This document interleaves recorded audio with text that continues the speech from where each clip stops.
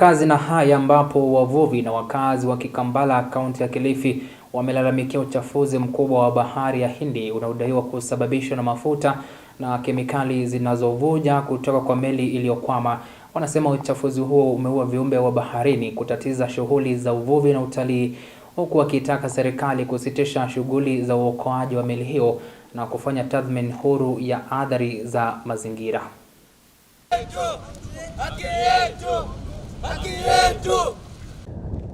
Pale hao jamaa ambao wanakata lile dude, kuna mtu anakata hatujui ni nani, kama ni mtu yuko qualified ama ni kazi yake kukata, mtu hatumfahamu vizuri sisi, lakini kulingana na alivyokata wameichafua mazingira ya bahari, wakamwaga mercury kule na mafuta na maoili, ndio maana kasa wanakuja hapa wanakufa.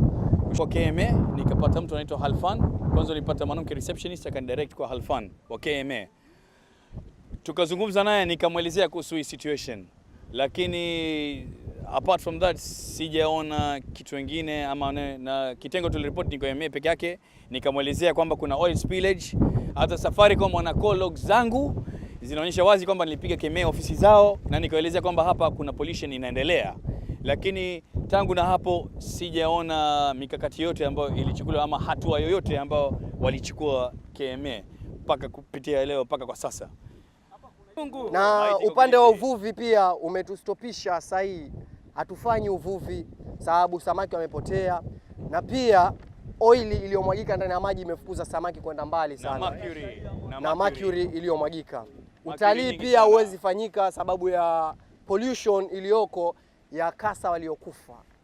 So na waombeni nyinyi mlioko juu muweze kutusaidia, sababu niko na wenzangu pia wavuvi hapa sasa hivi wana kama wiki hivi hawafanyi kazi, wamekaa tu majumbani zao, hata wako hapa wengine.